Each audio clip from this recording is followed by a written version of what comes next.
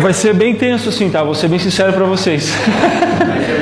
Mas a ideia da professora Andréia é trabalhar o projeto aí, né? A cegueira e o saber, e produzir depois um trabalho com coisas que talvez nós somos um pouco cegos e há um conhecimento a mais para ser difundido naquilo que nós não sabemos, né? Então, assim, eu tenho um lema. Esse lema se resume numa frase, e essa frase é: quando a história é apagada, a população é manipulada. Eu não sou historiador, embora talvez a André tenha incentivado um pouco aí para a faculdade de História e tal, mas eu pesquiso bastante e já fazem uns 8 anos, mais ou menos, que eu tenho lido e estudado sobre a história em vários aspectos. E a que mais me atrai é um pouco da história do mundo antigo, né? Do primeiro mundo, que é a antiga Europa, e vem da Roma e as divisões da Europa e por aí por diante, né? Na verdade começa lá no Egito, Babilônia, o Império Medo-Persa, Grécia, Roma, depois da Grécia, e a Europa se divide quando o Império Romano cai, e é o que nós temos hoje: França, Itália, Alemanha, que eram as tribos bárbaras que invadiram o Império Romano. Bom, só que a maior polêmica no mundo é religião. Essa é a maior polêmica no mundo. E assim, gente, eu quero trazer para vocês aqui, eu vou mostrar para vocês, tá? Nós não vamos debater religião, mas eu vou trazer alguns aspectos. Eu só quero mostrar para vocês que eu não estou aqui para debater religião, embora vai bater de frente com algumas coisas que nós acreditamos e achamos e não sabemos porque a história foi apagada e a população acaba sendo manipulada. Só que eu quero mostrar as fontes para vocês, tá? O Dr. John, ele é professor da história da igreja na Andrews University, é um excelente escritor, PhD pela faculdade de Notre Dame. Para quem não sabe, o PhD é quem faz a graduação, faz o mestrado, faz o doutorado, pós-doutorado, daí você é PhD. Então são pessoas que estão anos-luz em termos acadêmicos de nós, né? Doutora Bianchini também é uma outra historiadora, Dr. Nicholas Miller também é um grande historiador, todos eles são escritores, têm artigos científicos e anos de pesquisa. David Trin também é um PhD em História, e o Handel, talvez Balmer, também é um grande historiador, todos eles atualidade. É possível encontrar palestras, artigos, boa parte do material deles está em inglês, mas é possível pesquisar hoje com o Google Translator, você consegue traduzir bastante coisa. Então o que eu vou trazer para vocês, vai bater em aspectos religiosos, mas eu quero mostrar para vocês aqui aspectos históricos, fatos comprovados cientificamente.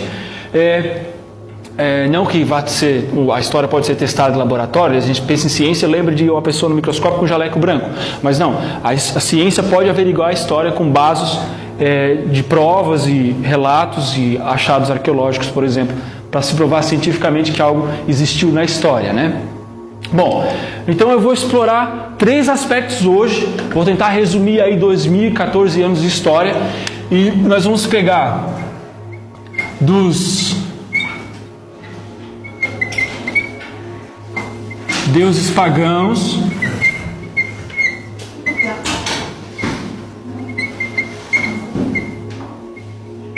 aos santos cristãos. Depois, o outro ponto, nós vamos bater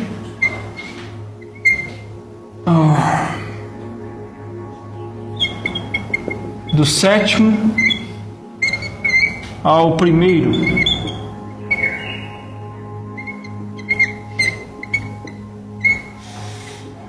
Dia da semana.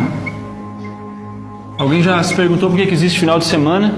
Por que o nosso calendário é julho, agosto, setembro? E o outro ponto é de Platão ao inferno de Dante na Divina Comédia. Vou tentar resumir isso para vocês, tá? Então o que vai acontecer? Nós vamos explorar aqui de onde é que vieram os santos, qual é o conceito de santo hebraico e qual é o conceito de santo católico romano, da onde que vem esses deuses pagãos, o que uma coisa tem a ver com a outra, o que tem a ver o 7º dia da semana com o 1º dia da semana, a semana que nós temos e o calendário, que nós somos um calendário judaico hoje, não é mais o calendário judaico cristão, e o conceito que vem lá de Platão, vai entrar no Império Romano e vai dar fruto depois na Divina Comédia de Dante, e é o conceito que nós temos de inferno e purgatório hoje, que tanto se debate, todo mundo tem medo e fala, e nem sabe se existe direito isso aí. Bom, então a história que nós vamos começar hoje, nessa timeline, ela vai começar lá no surgimento do cristianismo, no ano 0. O cristianismo surge aonde?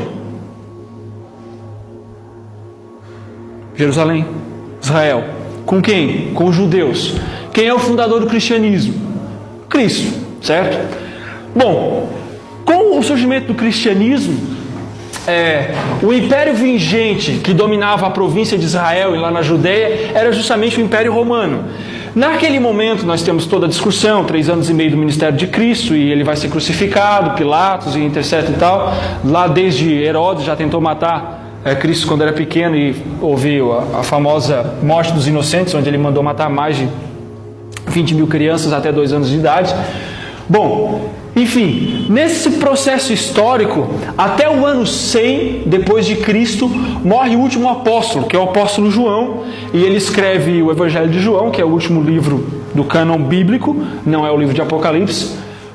Apocalipse ele escreve quando estava preso na ilha de Patmos. Desse processo em diante, com o falecimento do último apóstolo, o único apóstolo que morre de morte natural, o resto todos eles foram martirizados. Paulo foi decapitado por Nero. Ninguém sabe, mas por que você já parou para pensar por que o programa de gravar CD é um coliseu pegando fogo? Chamado Nero. Quem foi Nero? Nero foi o imperador que tocou fogo em Roma e acusou os cristãos. Por isso que ele tocou fogo em Roma, e depois Paulo foi decapitado por atentado ao Estado contra as leis politeístas e o monoteísmo que Paulo apresentava do judaísmo cristão, né?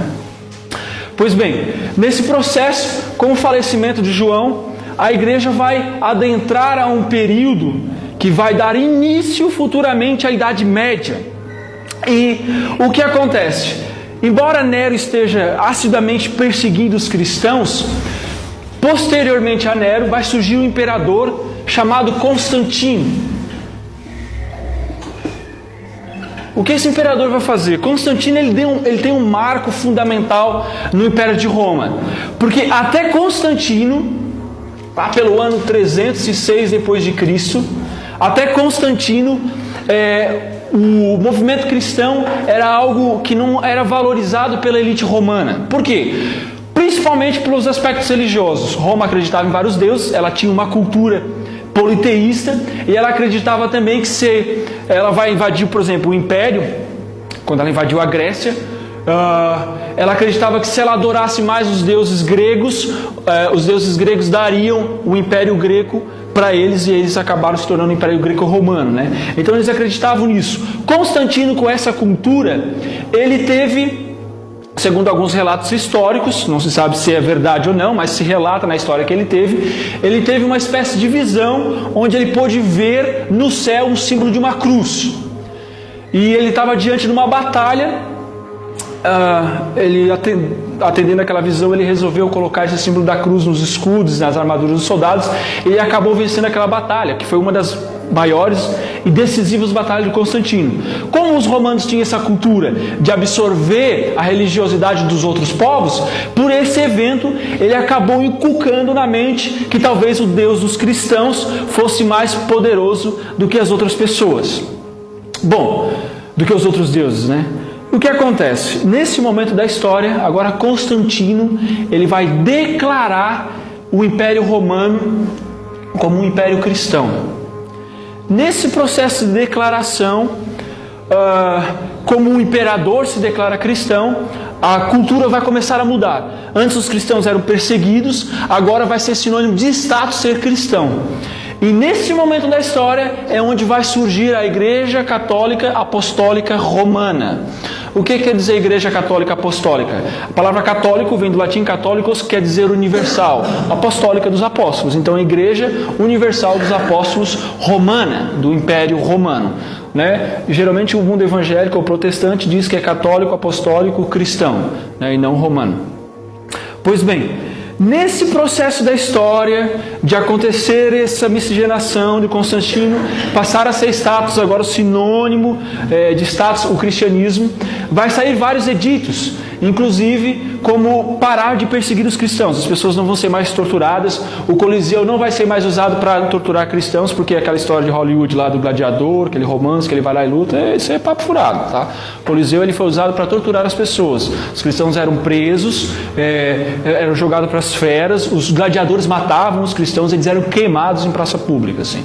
Para eles, para os romanos, costumava-se dizer que qualquer praga, qualquer coisa que a plantação não desse era culpa dos cristãos, então tinha que queimar 30, 20 cristãos para poder cessar a praga na plantação. Mas depois o jogo vira na Idade das Trevas. Então, na Idade das Trevas, o jogo vira... Não, na verdade, o que você quis dizer com o jogo vira? Em que sentido? Que fez os cristãos serem torturados. Ok, então, o Império vai torturar as pessoas, ok? Mas o Império, ele vai torturar... É o que nós vamos chegar aqui quando chegar em Platão. Mas, na verdade, o Império vai se usar... Nesse momento que Constantino começa a dizer que se torna cristão, o Império vai se valer da religião para dominar o povo. E é isso que nós vamos ver aqui depois dos santos e tal. Bom... Então o que vai acontecer nesse processo de tornar a popularização, né? Vai se tornar status, à medida que o Império vai crescendo e vai se expandindo, nós vamos entrar na Idade Média. E aí, deixa eu ler alguns editos aqui, né? Enciclopédia Católica, volume 4, tudo com página, tá? Depois, se vocês quiserem passar o PowerPoint, eu passo para vocês. Constantino pode legitimamente se reivindicar como título de grande, ou Constantino o Grande, como ele é chamado, pois ele mudou a história do mundo em um novo curso e fez o cristianismo, que até então tinha sido sofrido perseguição sangrenta, a religião do Estado. Ok? Aqui, quando eu não cito fonte de livro, tá? Eu cito o próprio historiador, porque um historiador, quando ele chega ao nível de doutorado, ele não precisa mais citar página de livro. Ele, como historiador, é a referência, tá? Os caras estudam tanto que se pode citar a fala dele, o que ele diz que ele é referência. Em 391 d.C., por ordem do imperador Teodósio, o cristianismo se tornou a religião oficial do Estado de Roma, e a adoração nos templos foi legalizada e todos os outros tipos de práticas foram abolidas. Observação: o resultado disso foi a miscigenação dos deuses romanos aos personagens bíblicos. Isso que é interessante, porque a história dos santos, né? Da onde vêm os santos cristãos? Gente, é delicado o assunto e as imagens que eu vou mostrar aqui agora, mas eu estou sendo sincero para vocês. Eu estou mostrando a história, são relatos e são fatos. Qualquer pessoa que fizer uma pesquisa mais apurada vai encontrar isso, tá? Mas olha só, a palavra santo no hebraico, ela significa separado. O conceito santo para um hebreu judeu que se torna cristão depois é algo que é separado para Deus, ou que tem algum propósito, objetivo maior para Deus. Não necessariamente o conceito que nós temos hoje no mundo ocidental, de que alguém morre e vai para o céu e tem um processo de intercessão entre você e Deus. Tá? Então olha só, quem são essas estátuas? Essa aqui é São Pedro, no Vaticano, na Basílica de São Pedro. Mas essa aqui, a mesma semelhança, é datada como Júpiter, o deus romano, do panteão romano. Pode pesquisar, vai estar lá também. Olha só, outras imagens. No Egito, Ísis, Osíris. Na Babilônia, Semíramis e Tamuz. Em Éfeso tinha Diana, aqui ela não está com a criança, mas são vários seios. Aqui é uma deusa que simbolizava a fertilidade e tem o seu filho também.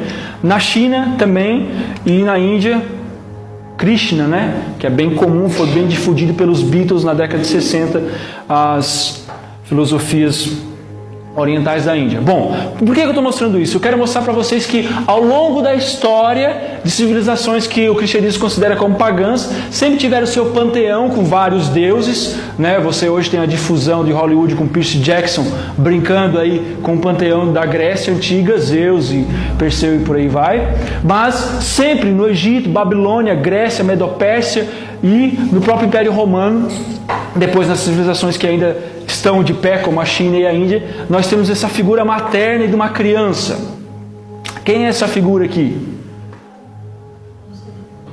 Possivelmente todo mundo vai dizer que é Nossa Senhora, ou Maria, né? É uma estátua lá na Roma, só que na verdade ela é Ísis, tá? A mesma íris negra em mármore branco do segundo século, né? E é considerada hoje uma santa, uma Fátima dentro do Vaticano, é uma foto de dentro do Vaticano. Então, na realidade, você tem um contexto que foi aplicado, o paganismo se misturou com o cristianismo, mudou-se as figuras dos deuses pagãos e eles acabam se tornando os santos cristãos. Bom, Maria foi uma pessoa correta moralmente? Sim, ela foi correta. Uma pergunta. Só com relação a isso, você está querendo dizer que, de acordo com o que eles acreditavam, se a gente pegar as divindades que naquela época eram divindades, jogaram um grau para baixo e criaram um Deus acima. É mais ou menos isso. Mais ou menos. Na verdade, o que aconteceu foi o seguinte. Se nós declaramos porque a declaração de Constantino, ninguém consegue fazer lavagem cerebral. Então é toda uma cultura milenar em Roma. Ele declara o Império Cristão, ele tem que jogar agora com os cristãos que vivem em Roma e com os pagãos. Os cristãos dizem que há um único Deus, mas nós dizemos que há vários deuses. O que nós vamos fazer, né? Então nós não podemos alunar um e alunar outro, nós vamos unir os dois. Continuamos, deixamos o Deus cristão como Deus superior, porque Constantino disse que foi ele que deu a batalha para ele, e os nossos deuses agora se tornam os personagens que vão se tornar depois futuramente os santos cristãos. Foi nesse processo, para poder harmonizar o império. Na verdade, Constantino foi um grande político, foi isso que ele fez, né?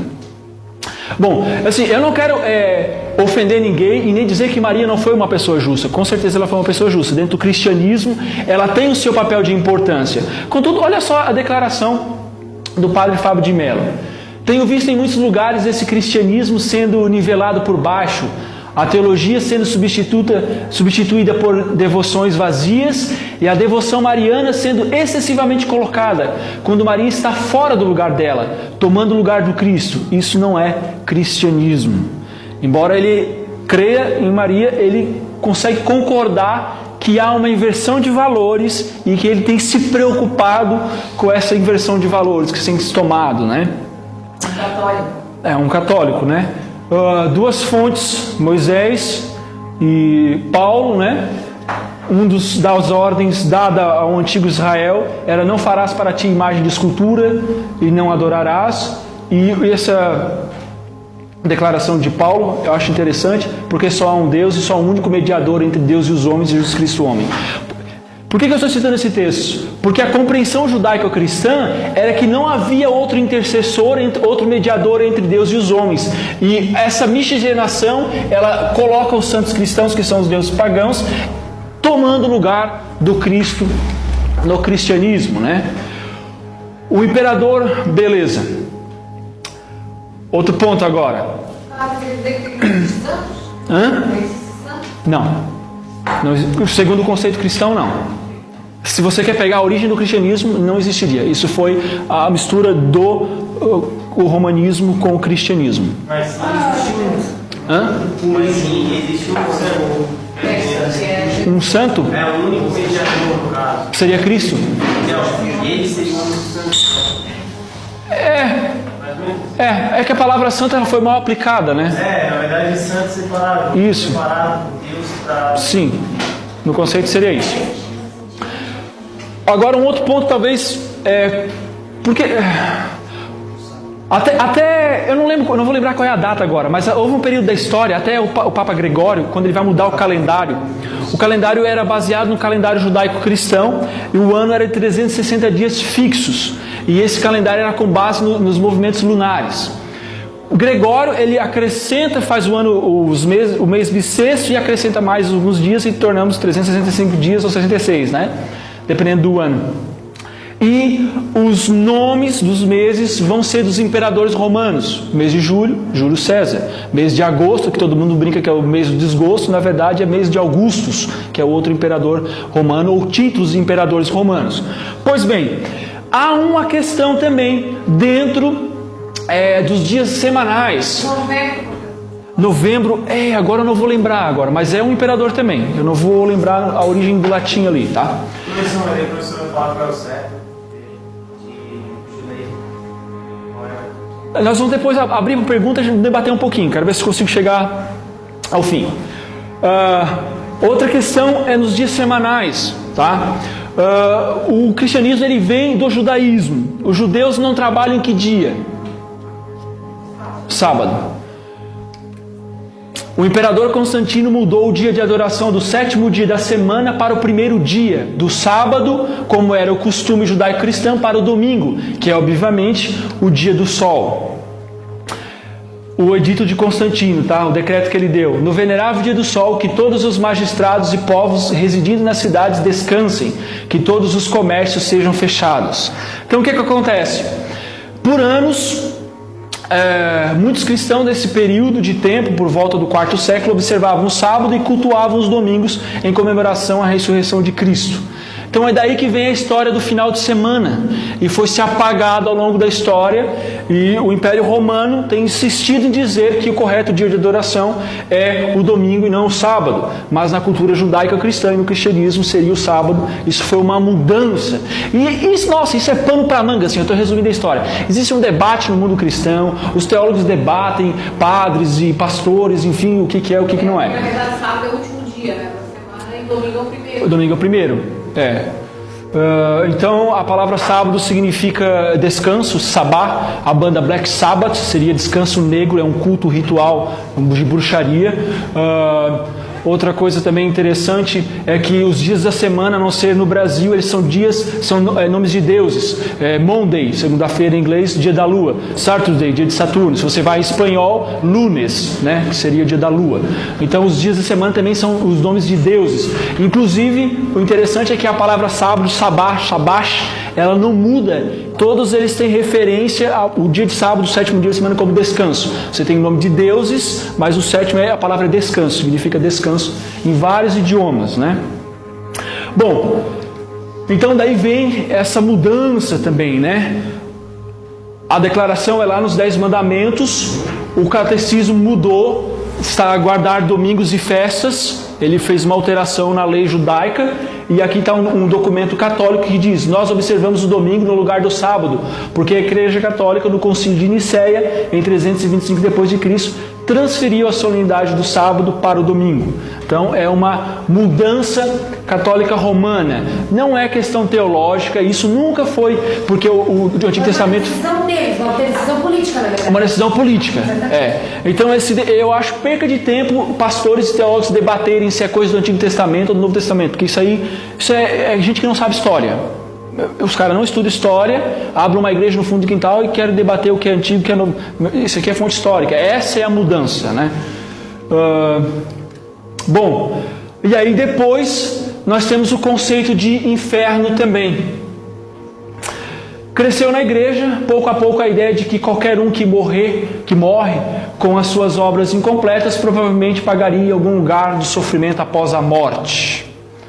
Bom, pois os vivos não sabem que morrerão, mas os mortos... pois os vivos sabem que morrerão, mas os mortos nada sabem. Para eles não haverá mais recompensa, e já não se tem lembrança deles. Para eles o amor, o ódio, a inveja há muito desapareceram. Nunca mais terão parte nem nada do que acontece debaixo do sol. Isso está em Eclesiastes. Salomão, que foi um escritor e compositor hebreu, declarou essa declaração. Por que eu sei dessa declaração? Porque essa era a compreensão judaica cristã, que a vida após a morte não existe. Esse conceito espiritualista vem de Platão. Platão foi um dos primeiros, 400 anos antes de Cristo, a debater que existe algo após a morte, e ele traz lá a imagem da caverna, que todo mundo fala que é o mito da caverna, mas não é um mito, é uma parábola, é uma imagem que ele desenvolveu para ensinar como se dá o conhecimento da verdade. A pessoa sai da caverna, conhece e tal. Ele diz que o conhecimento pleno da verdade só se dá após a morte. E aí depois você tem na Idade Média o inferno de Dante na Divina Comédia. Essa é uma de todas as mudanças que o Império fez, essa é a maior manipulação que o Império vai fazer. Por quê? Porque com a ideia de que você vai ser torturado, toda a Basílica de São Pedro foi construída em cima disso, através de indulgências. Vamos lá, gente, quem estudou no ensino médio alguns anos atrás sabe. O professor de história falava pra gente que se vendia cadeira no céu. Por que você não debate mais isso? A história está sendo apagada e a população vai sendo manipulada. Você pega o livro de ensino médio, hoje não se fala mais. Mas era nesse conceito aqui. O Império Romano torturou as pessoas com essa ideia. Para o judeu cristão, morreu. Não existe vida após a morte. Então, olha só, a coisa está tão confusa, que nós chegamos no século XXI, admitindo que existe Deus e que somos cristãos, mas acreditando na vida após a morte, no espiritismo. Ou você é espírita, que não tem nada a ver com Deus, ou você é cristão e acredita que não existe nada além da morte, que a morte é um sono. E aí você tem o processo de juízo. Mas Sim. aí nessa parte do cristianismo aí, não existe aquela história do paraíso? No cristianismo, não, então, sim. Tá. Aí, é porque assim... Existe alguma coisa, eles acreditam que existe alguma coisa. Sim, na verdade, para o cristão, a diferença é... você não é salvo pelas obras. O catolicismo, o Império Romano, hoje ele mudou a questão teológica, mas na Idade Média você era salvo pelo que você faz, mas o conceito judaico não. Você faz algo porque você é salvo.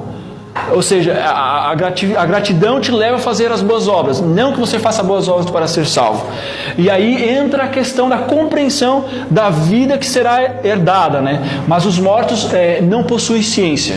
No conceito judaico-cristão, morreu, está descansando, é um sono. Mas a maior prova não é a ressurreição de Cristo? Sim, mas Cristo ressuscitou de maneira espiritual ou de maneira carnal? Carnal? Tomé tocou nele, entendeu? Então para o judeu não existe alma vagando. Para o judeu o pó volta ao pó e o fôlego de vida volta a Deus. E Deus ressuscita. É o que acontece justamente com Cristo. Mas eu acredito que ele morreu só para mostrar, porque assim, ó, querendo ou não, ele foi separado. Separando, ele era diferente de todos os deuses. Sim. E querendo ou não, quando ele ressuscitou, ele mostrou que ele é mais poderoso do que a morte. Sim. Então ali ele mostrou que ele poderia vencer muitos outros deuses pagãos. Não, também, você poderia aplicar. Aí é o que você acha dele. Então, comparando a Apolo, Saturno. Não, só nesse sentido de ressurreição. Tá? Sim. Mas eu acredito no que nessa tese que eles falam do Antigo Testamento, que volta para Deus e não tem essa reencarnação. Porque assim, para o judeu, porque o ápice do cristianismo, que Paulo e os pioneiros ali do movimento, o ápice deles, João, o apóstolo João que morre no ano 100, é justamente o retorno de Cristo. E com o retorno, Paulo descreve em Coríntios, por exemplo, que haverá uma ressurreição dos justos. Eu pergunto, se você morre e vai para o céu, vai para o inferno, por que você vai ressuscitar? Se você for para o inferno, é lucro se você ressuscitar. Só que se você for para o céu, você está lá em cima, você vai voltar para quê? Que justiça. Outra coisa, se Deus é justo, como é que Ele pode permitir que eu vá para o céu e a Andréia fique lá no inferno sendo torturada durante 1000 anos? Durante a eternidade. Então quer dizer que eu vivo 90 anos aqui, cometo alguns errinhos e passo a eternidade inteira no inferno? Não, isso para mim não é justiça. Então não faz sentido o que foi apresentado na Idade Média. O que faz sentido é que, se Deus é justo, Ele tem que dar uma recompensa, porque é justo, há méritos e você precisa receber, tanto para bem, para mal. Porque se não existir uma punição, o que eu faço com o Hitler então? Aí o cara vem aqui, destroça a humanidade e não recebe nada em troca? Então tem que haver uma posição, né? Eu não acredito na ressurreição. Eu acredito no espiritismo. Sim. Não. Tranquilo? Tudo bem? Não voltamos mais aqui a uma coisa assim que totalmente fora da nossa imaginação.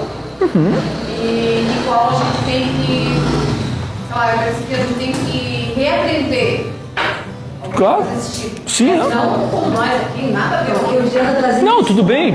Tudo bem. Sim, pode esperar. Porque é bem louco, né? Se a gente for estudar a religião. É por isso que eu estou 8 anos assim e não vou acabar, vou passar a vida inteira. Os caras estão aí há 10 anos aí.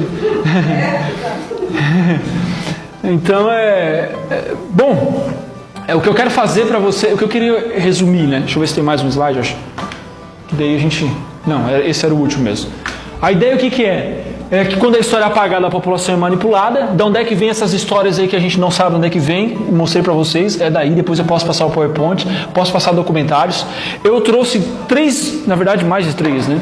Livros para indicar para vocês, tá? Também é meio que política desde o início também, não é? É uma lavagem cerebral na cabeça dos povos ignorantes da época. Sim, foi o que eles fizeram. Exatamente. Essa foi a lavagem cerebral. Eu acho que isso ainda tem. Não, com certeza.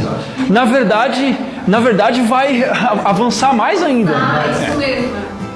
Professor, falando ali em relação ao que você falou sobre cometer um delito, comentários, Eu acho que o ponto de vista tem que mudar. Eu acho que daí, o que é o pecado?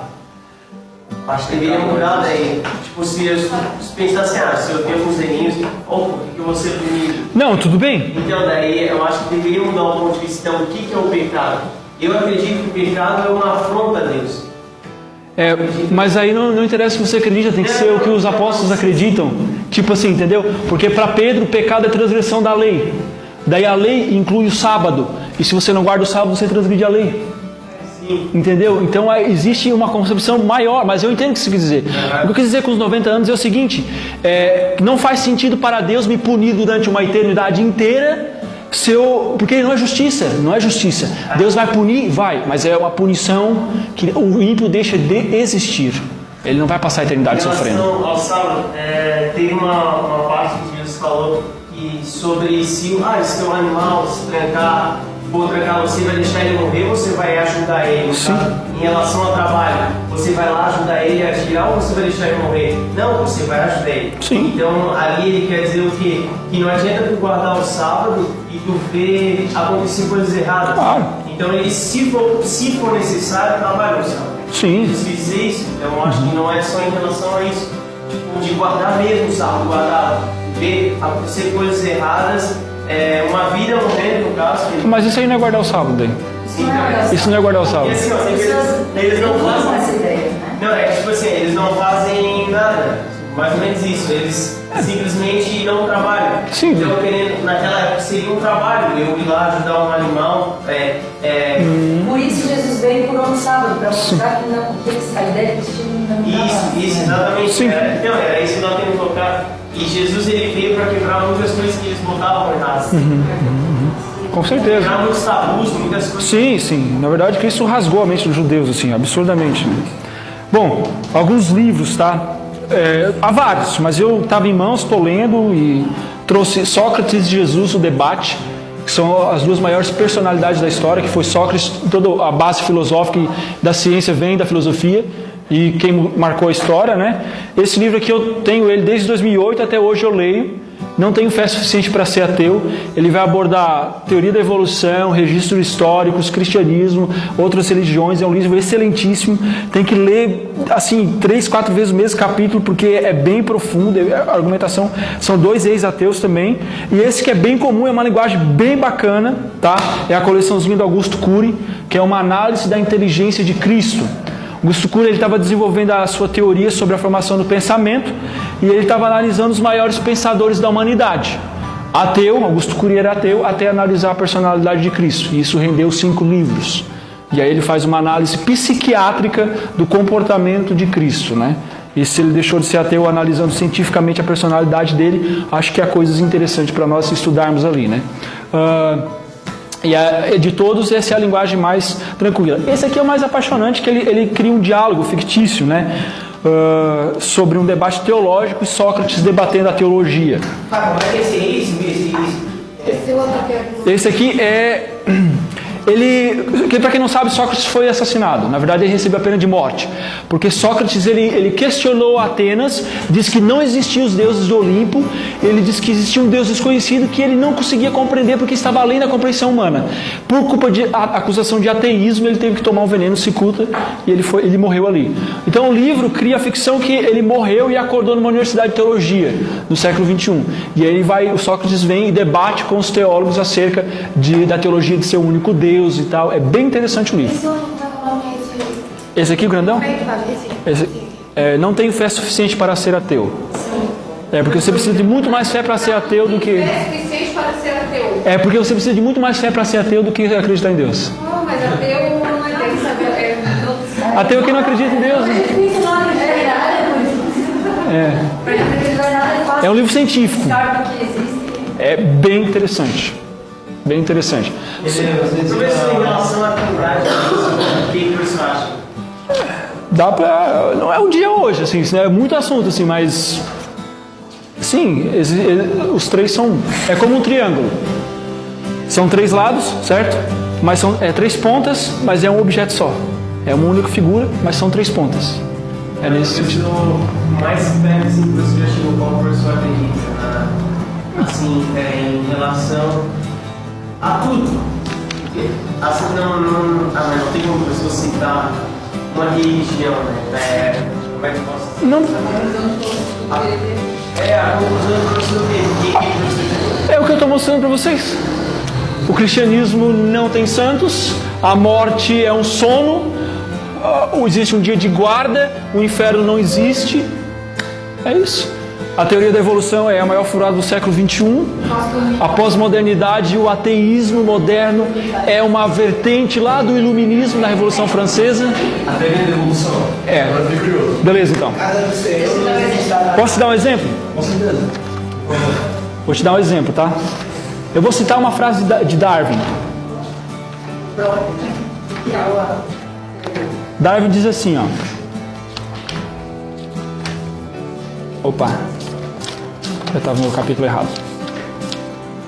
Darwin diz assim, ó, no livro Origem das Espécies, na página